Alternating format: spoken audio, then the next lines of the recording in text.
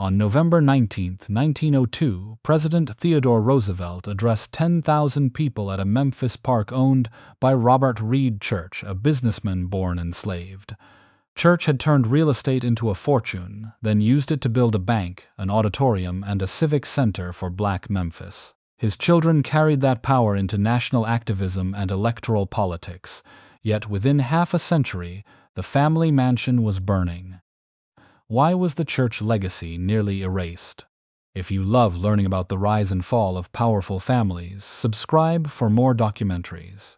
On June 18, 1839, Robert Reed Church was born in Holly Springs, Mississippi. His mother, Emmeline, was an enslaved black woman, remembered in family accounts as a seamstress.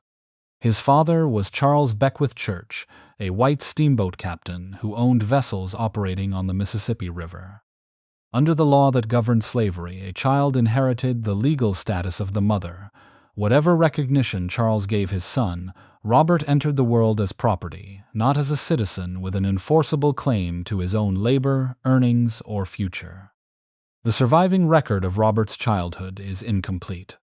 Much of what is known comes from later family testimony and biographical accounts rather than letters written during his youth. They reveal little about the relationship between Charles and Emmeline.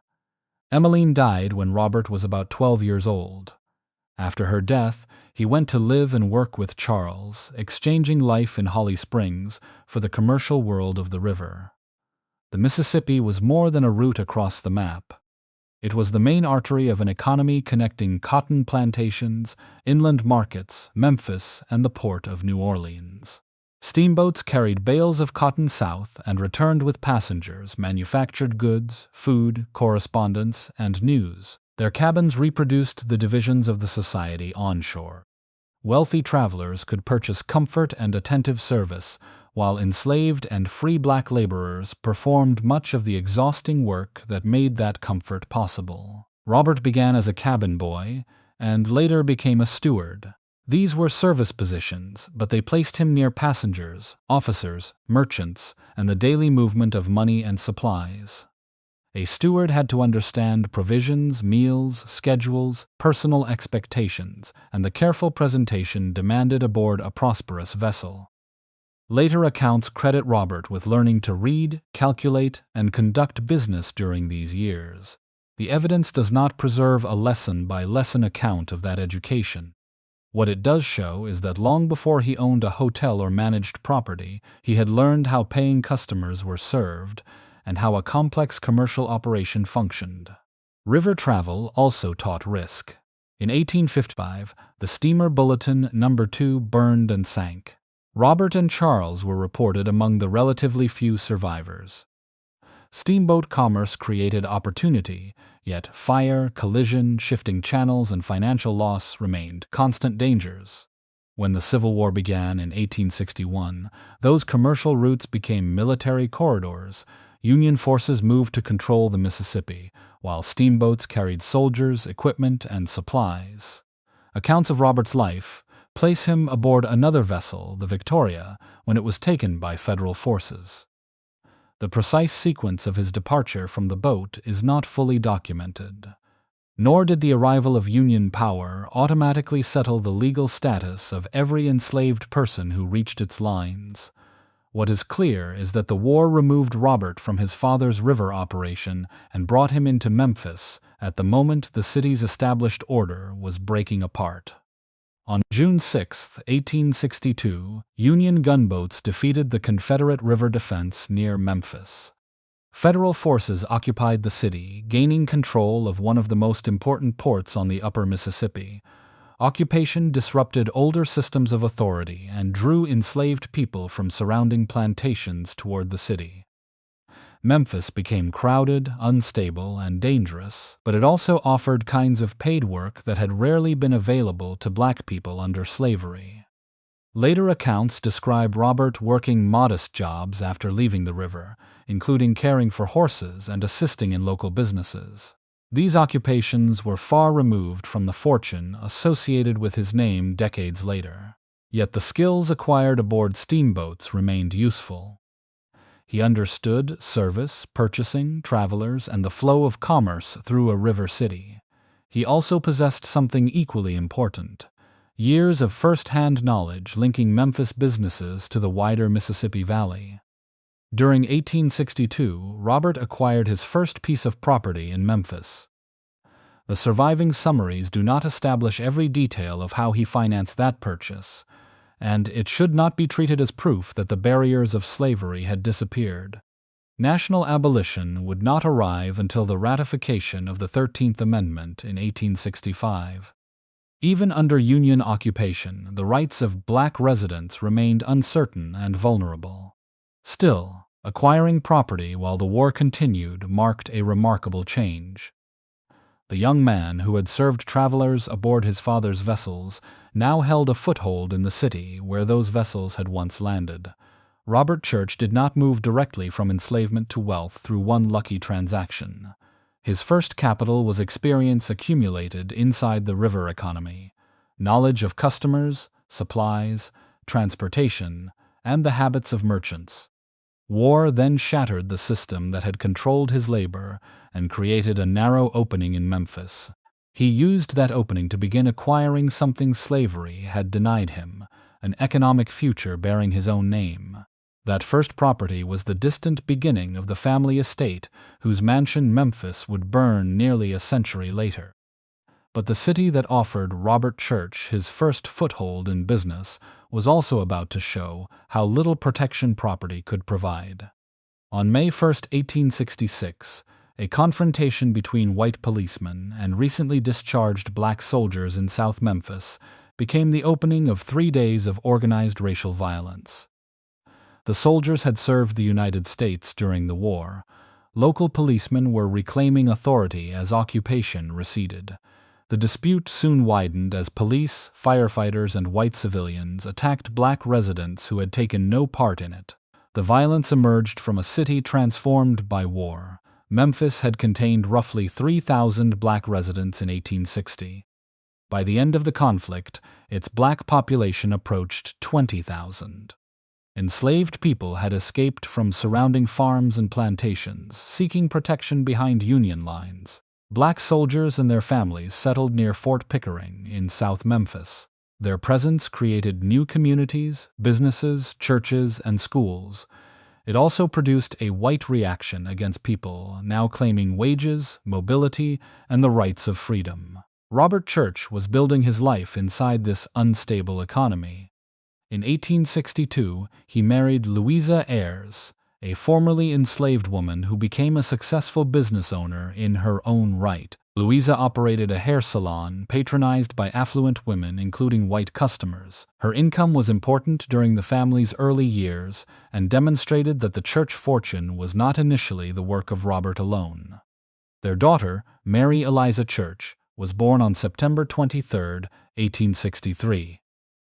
A son, Thomas Ayres Church, followed in 1867. Robert drew upon his steamboat experience to serve travelers, laborers, and residents in a growing river port. He invested in rental property and operated a saloon, later adding other hospitality businesses. These establishments generated cash and connections but remained vulnerable to officials controlling licenses and policing. Formal emancipation and the Civil Rights Act of 1866 promised a new legal order. Local enforcement remained in the hands of men who often rejected that order. Tensions were especially sharp between black veterans and the predominantly white police force. Economic competition added to the hostility, but it does not fully explain what followed. Municipal authority gave the police weapons, legal standing, and protection. After gunfire erupted on May 1st, the black soldiers withdrew toward Fort Pickering. The expanding white crowd did not follow them into a military confrontation. Instead, it turned upon black civilians, their homes, and the institutions they had created. The attacks continued through May 2nd and into the following day. Investigators found that police officers participated directly in shootings, robberies, assaults, and arson. Black men, women, and children were fired upon in streets and homes. At least 5 women and girls were raped. Later accounting placed the number of murdered African Americans at approximately 46, with dozens more wounded. 2 white men also died, neither killed by black attackers. Mobs looted businesses, stole the recent military pay of black veterans, and burned every black church and school in Memphis. Later family histories and accepted biographical accounts state that a mob attacked Robert's saloon, shot him, and left him for dead. The surviving summaries do not provide a complete minute-by-minute reconstruction of the assault on him. They agree that he was wounded and recovered. His experience placed him among the business owners whose property and lives were attacked together. The purpose of the violence was not merely to punish former soldiers. It was to demonstrate that black advancement could still be met with force. Federal investigators arrived within weeks. The Bureau of Refugees, Freedmen, and Abandoned Lands, commonly known as the Freedmen's Bureau, collected evidence. A specially appointed congressional delegation heard testimony from about 170 witnesses, many of them black Memphians risking retaliation. Their accounts documented murder, rape, theft, arson, and the participation of city officials. Yet no perpetrator was prosecuted. Local authorities did not provide justice, while federal officials remained uncertain about the reach of their power. The evidence from Memphis, followed by another massacre in New Orleans, strengthened the argument that former Confederate states could not be trusted to protect freed people without federal intervention. The outrage contributed to support for the 14th Amendment and the Reconstruction Acts. These measures expanded federal authority and defined national citizenship, but legislation did not immediately make a black family safe on a Memphis street. Robert remained in the city. He returned to work and continued buying, improving, and renting property. Louisa continued her own business. Their marriage ended in separation around 1870, but both parents devoted resources to their children's education. In 1871, Mary was sent to the model school associated with Antioch College in Ohio, beyond the segregated and poorly supported schools available to black children in Memphis. Remaining in Memphis was therefore more than an act of personal defiance. For Robert, ownership offered income, collateral, and a measure of independence from employers who could dismiss him. For the family, business revenue could purchase education and mobility that public institutions denied. Property could not stop a mob, but abandoning it would surrender one of the few foundations upon which greater security might be built. Church had survived organized violence without abandoning Memphis. 12 years later, disease would empty the city and transform the value of everything he had struggled to hold. On August 13, 1878, Memphis recorded the death that confirmed yellow fever had entered the city again. Within days, trains and steamboats carried frightened residents away. More than 25,000 people eventually fled, while approximately 19,000 remained. About 17,000 contracted the disease, and more than 5,000 died. Houses stood empty, commerce slowed, tax revenue collapsed, and a city already burdened by debt approached institutional failure. Earlier epidemics in 1867 and 1873 had exposed Memphis's weaknesses. Rapid growth had outpaced public works. Open drains, stagnant water, overcrowding, and inadequate waste removal created dangerous conditions. Physicians did not yet know that mosquitoes transmitted yellow fever, so quarantines and sanitation policies remained uneven and often ineffective. Another outbreak in 1879 compounded the losses. Church entered this crisis with advantages accumulated over more than 15 years. He already owned property, operated cash-producing businesses, and knew travelers, suppliers, tenants, and merchants. He was not yet the figure later celebrated as a millionaire.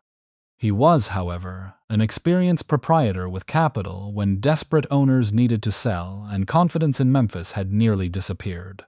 Sources differ over his movements during the worst weeks. Some accounts say Church remained in Memphis, while others report that he moved members of his household to safety. What can be established is that he neither abandoned the city permanently nor liquidated his interests. He retained the resources to act when death, migration, and uncertainty drove property values downward. Church bought additional real estate as the city struggled. His holdings came to include homes, commercial buildings, undeveloped land, and businesses connected to lodging and entertainment.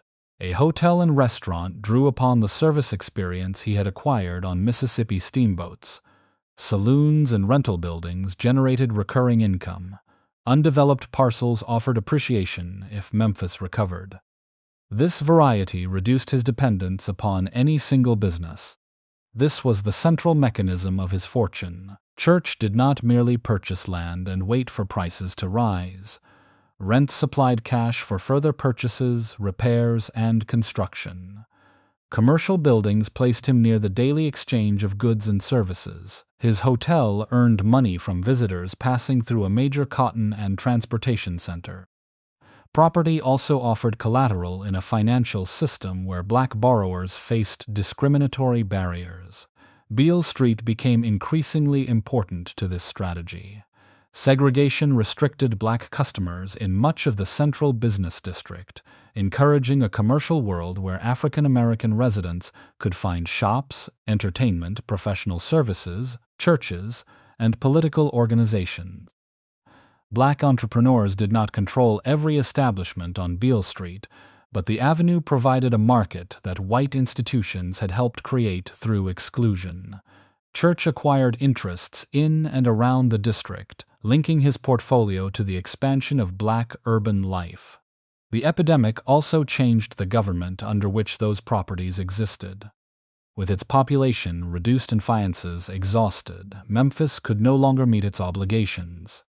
In 1879, the Tennessee legislature revoked the city charter and replaced the municipal government with a taxing district administered under state authority. The arrangement reduced expenses and reorganized services, but it also confirmed how completely the former city had failed. Recovery required new sewers, cleaner water, renewed commerce, and the return of residents and investment. Church continued acquiring and managing property throughout the long rebuilding. In 1882, he ran unsuccessfully for the Board of Public Works. The defeat demonstrated the limits surrounding black political authority, yet his candidacy showed that he had become a recognized civic figure. In 1885, he married Anna Wright. Their son, Robert Reed Church, Jr., was born that year, followed by their daughter, Annette Elaine Church, in 1887. Financial success became visible in the family's surroundings. During the 1880s, Church built an imposing residence on South Lauderdale Street, in a neighborhood where prosperous black and white families lived near one another. The house later burned by Memphis was not an inherited plantation home or a gift from Charles Church. It was constructed from wealth Robert had accumulated through businesses and property after slavery. When Memphis prepared to recover its municipal charter, Church was recorded as the first citizen to purchase a city bond supporting that effort. The bond was valued at $1,000. It provided capital to the government, displayed confidence in the city's future, and strengthened Church's reputation for meeting commitments across racial lines. Memphis regained its charter in 1893. By the end of the century, newspapers and later biographers identified Church as the South's first black millionaire. The evidence does not provide an audited balance sheet proving exactly when his net worth crossed $1 million, and the designation should not be confused with cash held in a bank. It expressed the extraordinary scale of a portfolio built in a society that routinely obstructed black ownership. The epidemic accelerated Church's rise, but it did not create him from nothing. He entered the disaster with capital, experience, and property, then expanded across several kinds of real estate while Memphis recovered. By the time the charter returned, he had secured wealth that few black Americans could approach. His next investment would turn private property into public power. On November 19, 1902, President Theodore Roosevelt entered Church Park and Auditorium on Beale Street, where an estimated 10,000 people filled the building and grounds. The setting mattered as much as the visitor. In a city governed by racial segregation, the president was addressing a crowd inside a civic space owned by Robert Reed Church Sr., a black man born enslaved. Church had turned wealth into something Memphis had refused to provide, a major gathering place for black citizens. The project began in 1899. Black Memphians paid taxes, worked in the city's businesses, and built institutions, yet segregation restricted their access to many parks, theaters, and meeting halls. Church purchased land near Beale Street and developed landscaped grounds with an auditorium seating about 2,000 people. The park could receive crowds that overflowed the building. It was privately owned, but in practice it performed many functions of a public square. For black residents, ownership changed not only access but also authority over programming. That distinction explains why the park was more than a monument to its founder. Its calendar included concerts, dances, school commencements, lectures, political meetings, and community celebrations. Black families could enter a well-maintained venue intended for their use, instead of depending on whatever accommodation white authorities permitted. Admission fees and rentals made the property a business, but its value exceeded its receipts. Organizations gained a dependable place to assemble, and audiences occupied a dignified civic institution. Music strengthened that identity. William Christopher Handy, who would become central to the popularization of the blues, worked as an orchestra leader at the park. Performers reached large black audiences there, while residents heard music in a setting controlled by their community. The stage also received national leaders. Booker Taliaferro Washington appeared at Church Park, and a breakfast was held there in his honor in 1909. Entertainment, education, and politics all expanded Beale Street's importance in black public life. Church's politics remained tied to the Republican Party, still associated in many black communities with emancipation and Reconstruction. In 1900, he attended the Republican National Convention that nominated President William McKinley for another term, and Theodore Roosevelt for vice president. Roosevelt's appearance at Church Park 2 years later demonstrated Church's access to national power. It did not mean that the president or Memphis had embraced racial equality. Jim Crow remained firmly established, but a black property owner had created a venue national politicians could not ignore. A meeting hall, however, could not remove another barrier: access to capital. Black depositors faced discriminatory treatment, while black entrepreneurs struggled to obtain credit on fair terms. In 1906, Church helped establish the Solvent Savings Bank and Trust Company at 392 Beale Street, across from the park. It was the first black-owned and black-operated bank in Memphis. Although Church supplied financial backing and prestige, the institution depended on officers, shareholders, and depositors. It was both his achievement and a collective enterprise. The bank converted private savings into institutional power. Accounts offered greater security, shares widened ownership, and locally controlled capital could circulate through the community. Its credibility was tested almost immediately. During the financial panic of 1907, frightened depositors across the country demanded cash, and banks far larger than Solvent failed. Accounts describe Church placing sacks of currency where they could be seen through the windows, with notices asserting that reserves were available. The display was theatrical, but the money was real. Solvent remained open. The following year, the bank showed what survival could accomplish. Beale Street Baptist Church, one of the city's most important black religious institutions, faced foreclosure. Solvent paid the outstanding notes and arranged terms that allowed the congregation to repay the obligation. This was more than a donation from one wealthy man. A black-controlled bank had used its resources to keep another black institution from losing its property. Church Park created room for collective action. Solvent helped protect the places where community life occurred. Church also prepared his household for continuity. Anna Wright Church shared a family life in which education accompanied privilege. Family records preserve schoolwork completed by Robert Reed Church Jr. and Annette Church at the school of black educator Julia Hooks. Robert Jr. later pursued military academy and business training, managed Church Park, and worked as cashier at the bank. Such opportunities were extraordinary for Black Americans of their generation. Within this family, inheritance meant more than money. It required preparation to make institutions endure. Robert Reed Church Sr. died on August 29, 1912. The precise value of his estate remains difficult to establish, and the familiar millionaire label should not be mistaken for an audited balance sheet. His influence is easier to measure in what continued after him. He had created a civic stage, helped establish a source of credit, and developed relationships that gave Black Memphis greater leverage without ending the system that made those institutions necessary. His fortune mattered most when it became infrastructure. Yet Robert Church's most consequential investment had already left Memphis. His daughter Mary would test whether education and status could be turned into rights that wealth alone could not secure.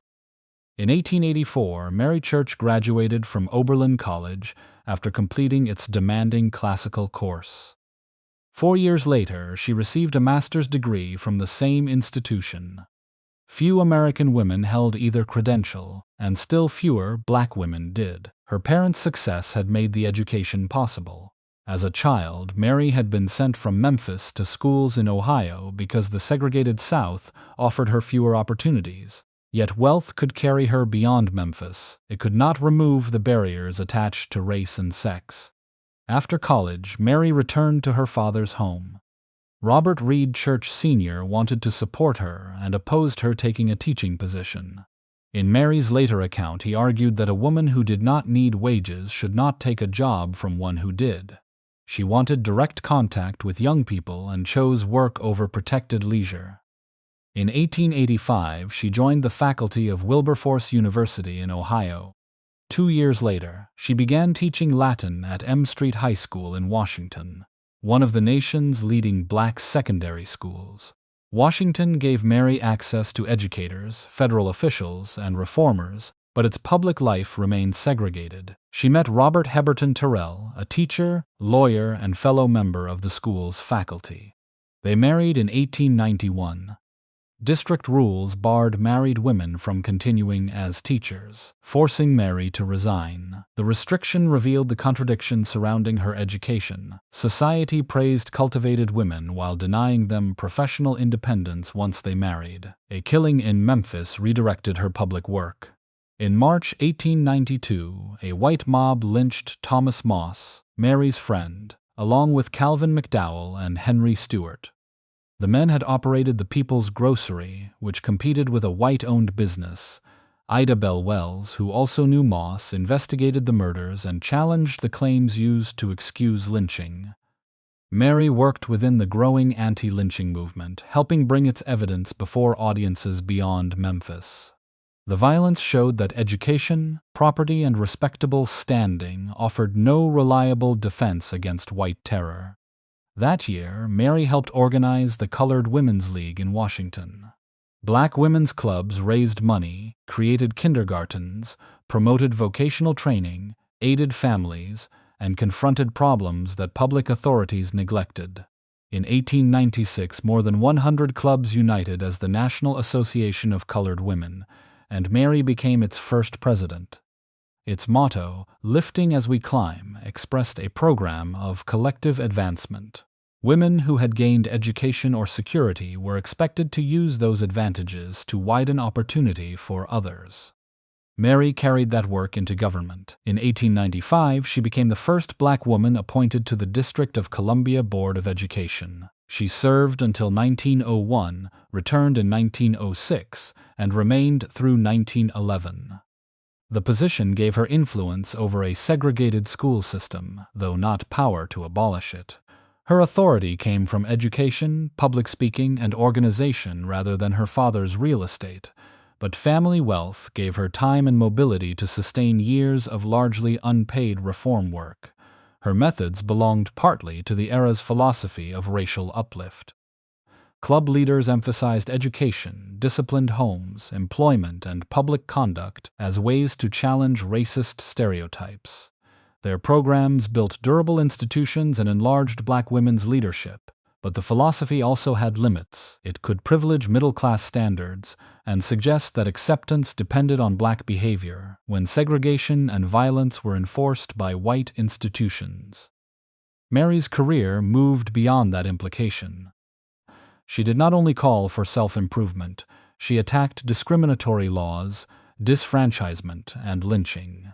Writing and lecturing extended her reach.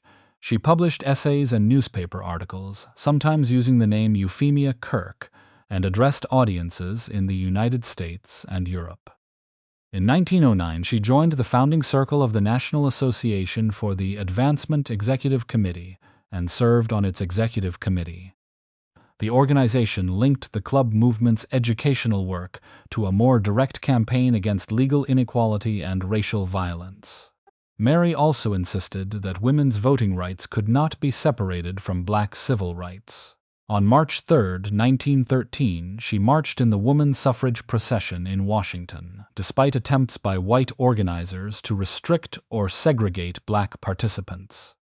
During World War I, she and her daughter, Phyllis, later picketed the White House with the National Woman's Party. These alliances remained unequal. Some white suffrage leaders accepted racial exclusion to win Southern support, while Mary argued that black women needed the ballot precisely because racism and sexism operated together.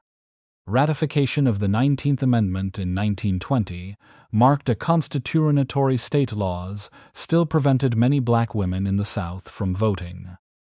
That outcome clarified what Mary had learned across 4 decades. Her father's fortune had purchased access to education, travel, and influential circles, but she transformed access into organizations, arguments, and sustained protest. She carried the church family's power beyond ownership and into a national struggle over citizenship. Mary Church Terrell carried the family name into national reform. In Memphis, her brother was preparing the same inheritance into an electoral machine. Within months of its creation in 1916, the Lincoln League reported that it had registered 10,000 black voters in Memphis. The number was extraordinary in a city where racial power had long been enforced by violence, poll taxes, and exclusion from political institutions. Robert Reed Church, Jr. had inherited wealth and a respected family name, but neither automatically produced votes. His achievement was to build an organization that helped thousands of individuals cross the practical barriers between legal citizenship and the ballot box. Church had been prepared for responsibility through an education few black Southerners could obtain. He studied at Morgan Park Military Academy in Illinois, Oberlin College in Ohio, and the Packard School of Business in New York. He then spent about 2 years receiving banking training on Wall Street. Returning to Memphis, he managed Church Park and Auditorium and worked as cashier at the Solvent Savings Bank and Trust Company. These positions taught him how to administer staff, handle money, and maintain networks connecting business with public life. After his father died in 1912, Church succeeded him as president of the bank. He soon withdrew from direct banking management to oversee the family's extensive real estate and pursue politics. The decision did not represent a rejection of business. Property income gave him independence, office space, contacts, and funds that did not depend on approval from white employers or political patrons. The question was how to convert those advantages into collective power. Black men possessed constitutional voting rights, but registration rules, economic pressure, intimidation, and the poll tax sharply reduced their effective political voice. Church's answer was the Lincoln League, which he founded and largely financed in 1916. The organization conducted registration drives, established voting schools, and helped eligible black men pay the poll tax required before they could cast ballots. Its instructors explained registration procedures and the mechanics of voting. Its money addressed a barrier designed to exclude citizens with limited income. Church was not merely purchasing influence for himself. He was financing access to a right that Tennessee law recognized in theory while restricting in practice. The League tested its strength in the election of 1916. It supported a ticket that included a black congressional candidate for West Tennessee, a direct challenge to a political order accustomed to treating black votes as controllable or irrelevant. Every candidate on the ticket lost. Yet the campaign produced an important answer. Organization could make black voters visible as a bloc.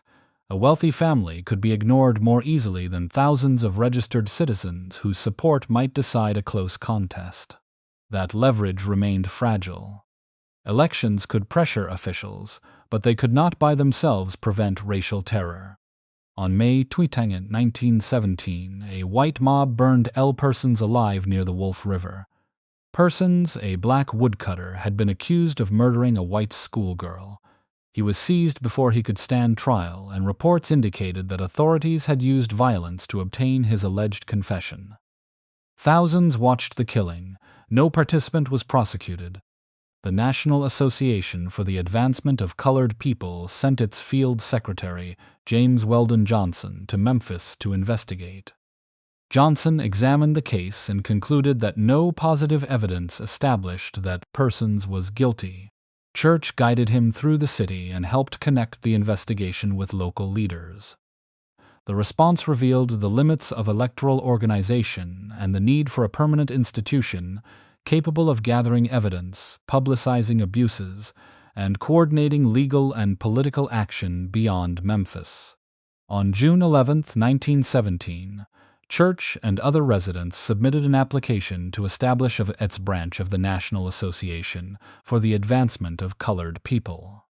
The charter was granted on June 26, creating the organization's first branch in Tennessee. Its early membership included business owners, physicians, clergy, professionals, and other residents, linking the resources of Beale Street with a national civil rights network. Church supplied money and organizing experience, but the branch depended on a wider community willing to pay dues, attend meetings, and challenge public silence. The organization grew rapidly. By 1919, the Memphis branch had become the largest branch in the South, evidence that the outrage surrounding the lynching of Persons had been converted into sustained membership rather than temporary protest. That year, Church was elected to the association's national board, becoming the first member elected from the South to that board. His influence now rested on three connected foundations: family property, an organized electorate, and a civil rights institution able to carry local evidence into national debate. Church had demonstrated that money became durable political power only when it removed concrete obstacles for other people. The Lincoln League paid poll taxes, taught citizens how to vote, and organized registration. The Memphis Civil Rights Branch documented violence and connected those voters to a broader movement. Wealth had ceased to be merely the possession of one family. It had become bargaining power shared by thousands. The ballot had given Black Memphis leverage. It also placed Robert Church Jr. between a national party that needed his delegates and a local machine that demanded control. On November 2, 1920, Republican Warren Harding carried Tennessee by 13,271 votes. He became the first Republican since the disputed election of 1876 to carry a state of the former Confederacy. East Tennessee's long Republican tradition and Harding's national landslide both mattered, but Robert Reed Church Jr.'s organized black electorate contributed to the result. His network had become large enough to influence outcomes that reached far beyond Memphis. The Lincoln League expanded from a local organization into the Lincoln League of America, advocating for black voters in more than 30 states. Church also served as a delegate to 8 consecutive Republican national conventions, beginning in 1912 and continuing through 1940. At those conventions, his biracial black and tan faction fought the Lily White movement, which sought to remove black leaders and voters from the Republican Party in the South. At the 1928 convention, white opponents contested his delegation, but Church retained his seat. Control of a recognized delegation brought access to national candidates and federal appointments across the Jim Crow South. During Republican administrations, national officials consulted Church about patronage, the government positions used to reward supporters and build party organizations. He could recommend candidates for federal offices in West Tennessee and was asked for advice elsewhere in the South. Yet racial exclusion limited even this influence, and many candidates he could realistically office for himself. Church did not pursue for himself. He declined appointments to commissions studying American relations with Haiti and the Virgin Islands. In 1924, he also rejected an invitation to become a founding life member of the Congressional Country Club because no other black person had been invited. Access without inclusion did not satisfy him. Political influence still depended upon financial independence, and the family's most visible institution appeared strong.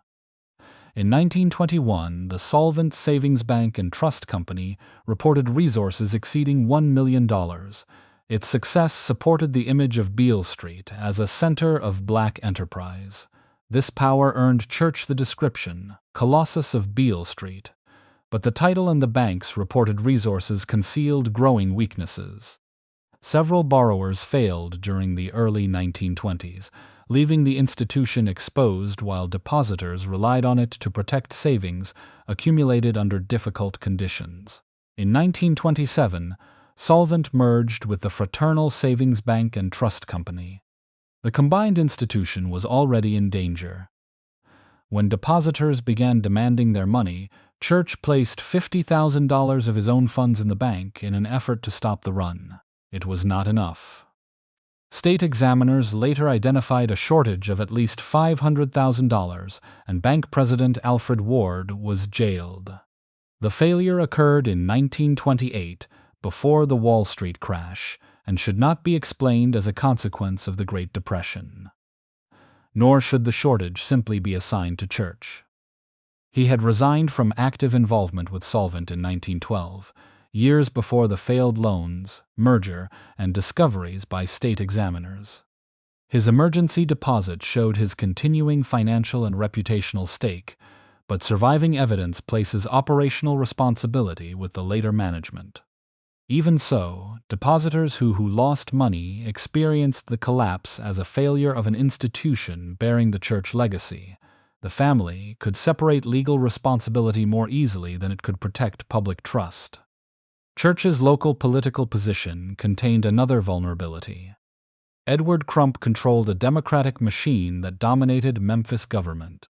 Church maintained a separate Republican organization, and the two men held sharply different political aims. Yet complete separation was impossible. Church's faction sometimes supported acceptable local Democrats, while black leaders negotiated with the machine for schools, parks, paved streets, police protection, and other services. Crump benefited from disciplined black votes. Church gained concessions and room to operate.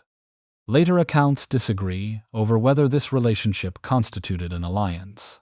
The evidence more clearly supports selective cooperation under unequal conditions, not independent sovereignty. The arrangement became less stable during the New Deal.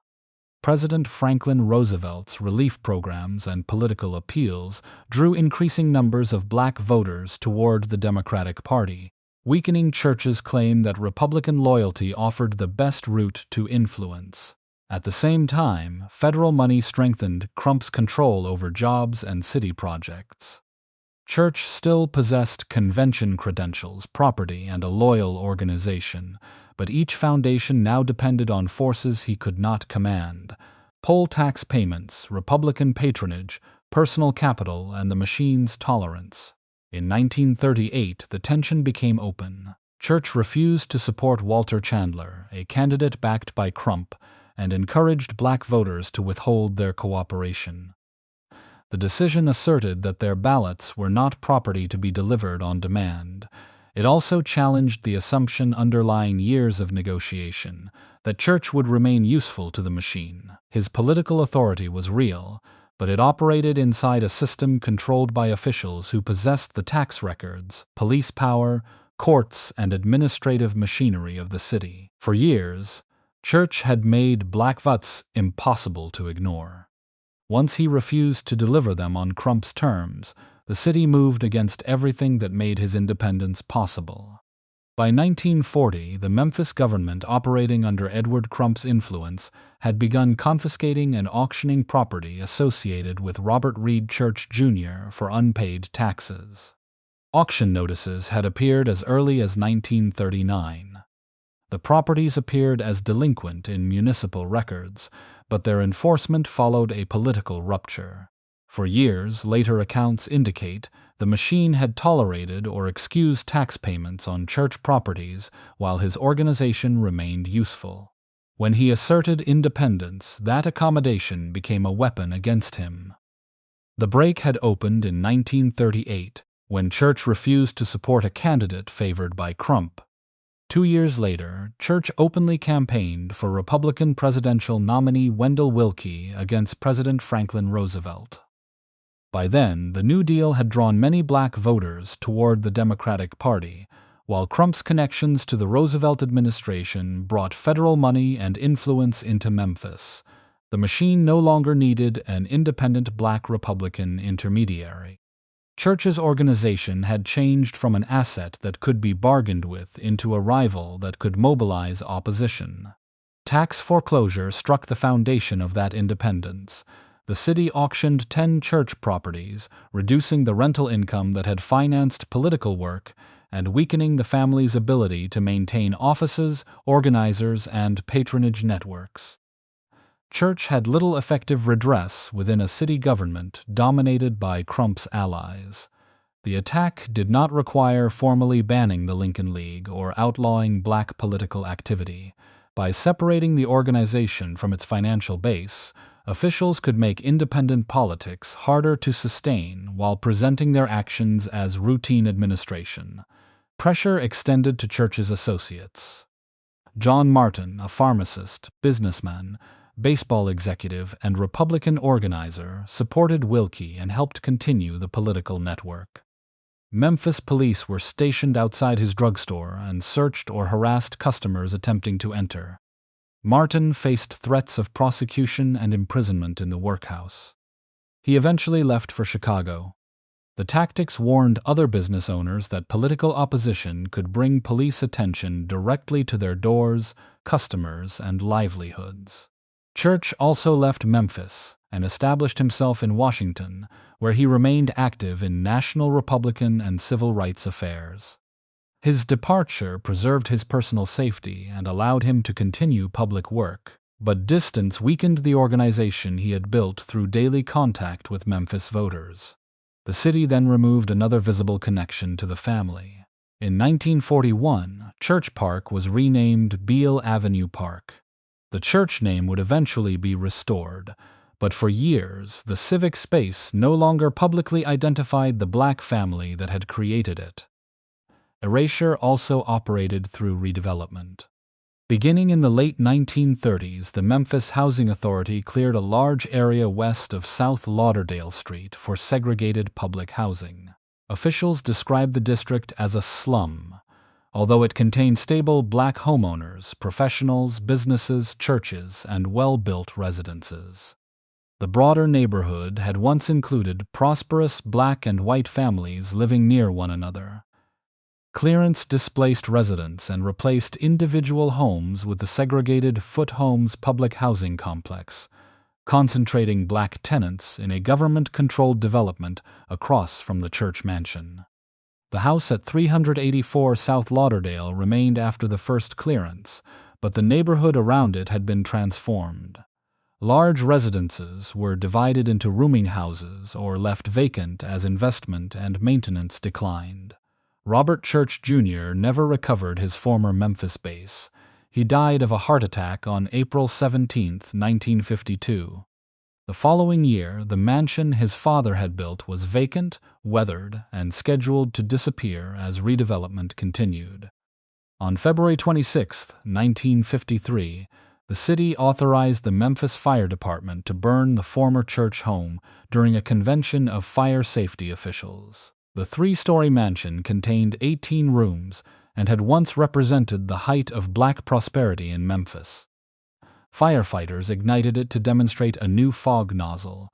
Thousands of spectators watched for approximately 2 hours as crews extinguished fires and then set new sections of the structure ablaze.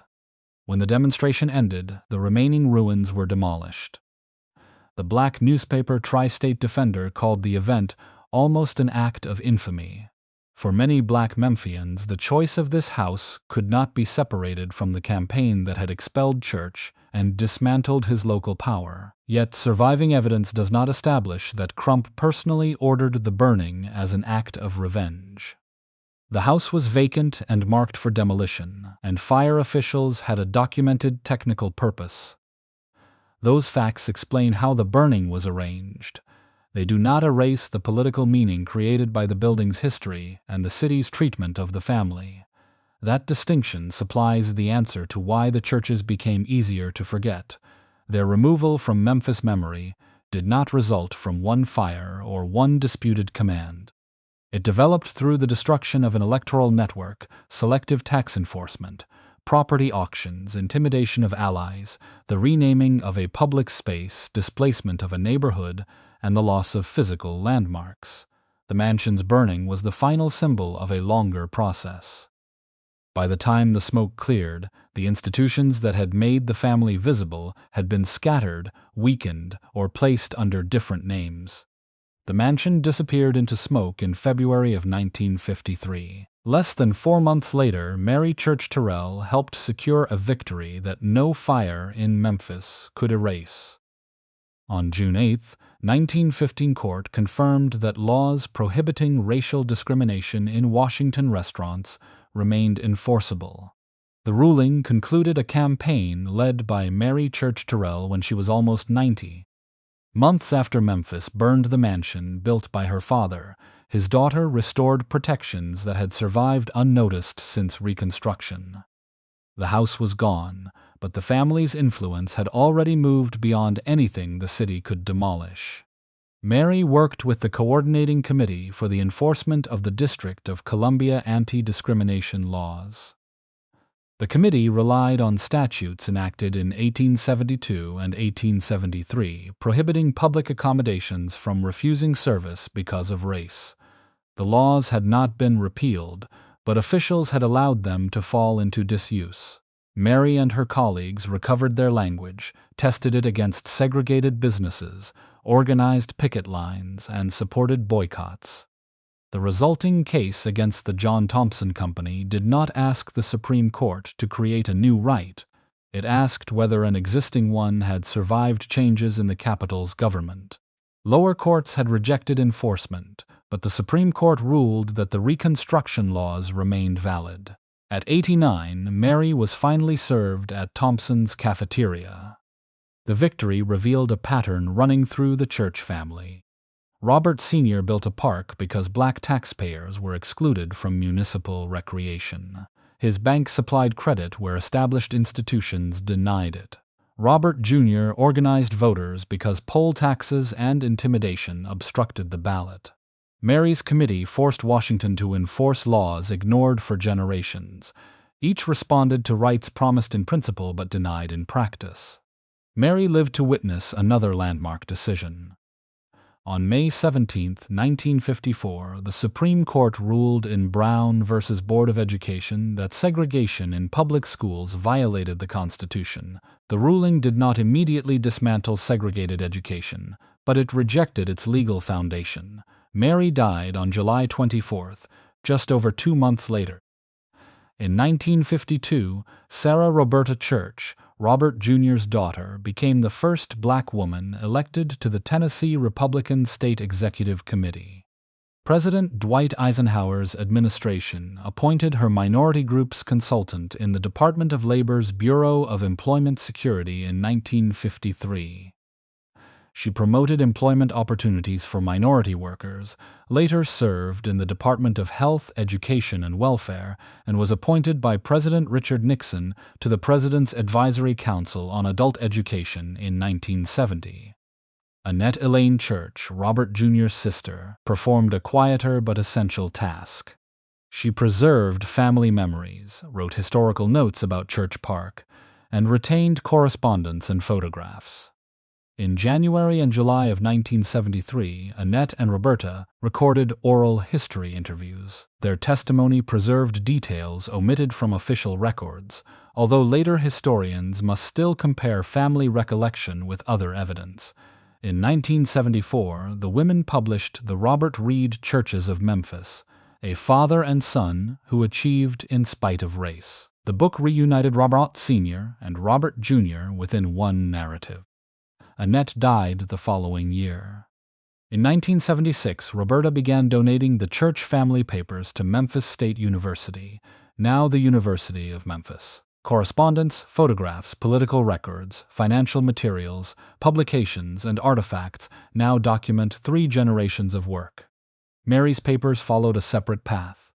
The Library of Congress preserves approximately 13,000 documents associated with her life, including diaries, speeches, articles, correspondence, and organizational records. That archival division mirrors public memory. Mary belongs to histories of women's rights and civil rights. Robert Sr. appears in business history, while Robert Jr. appears in studies of Republican politics and black voting. Annette and Roberta receive less attention. Separated into categories, the family's continuity becomes difficult to see. After years of protest, Memphis restored the church name to the park in 1956. Urban renewal destroyed its original structures, but the city refurbished the grounds in 1987. In 1993, the park joined the Beale Street Historic District in the National Register of Historic Places. The following year, Roberta gave Memphis a white granite and bronze memorial honoring her father and grandfather. A place once renamed now carried their history in stone. The central question is not whether the church family vanished. It is how a family that shaped business, employment policy, and public accommodations became fragmented in memory. Political retaliation removed Robert Jr. from Memphis. Property seizures weakened family institutions. Urban renewal dispersed communities and destroyed landmarks. Historical categories separated the remaining evidence into different stories. The result was not complete erasure, but a broken narrative. Reassembled, the narrative reveals the family's true legacy. Robert Sr. built wealth, but wealth was not the final achievement. Mary turned education into sustained civil rights action. Robert Jr. converted private resources into organized voting power. Annette and Roberta converted memory into books, archives, and restored public recognition. Across generations, the churches used what they possessed to create access that law, markets, and government denied to Black Americans. The fire in 1953 destroyed a mansion and supplied a powerful image of attempted erasure. It could not destroy the restaurant decision announced that June, the voters organized in Memphis, the institutions built on Beale Street, or the documents entrusted to public archives. The church mansion was gone, but the family's work had already escaped its walls. It survived in ballots, court decisions, public institutions, and the records that made forgetting them impossible forever.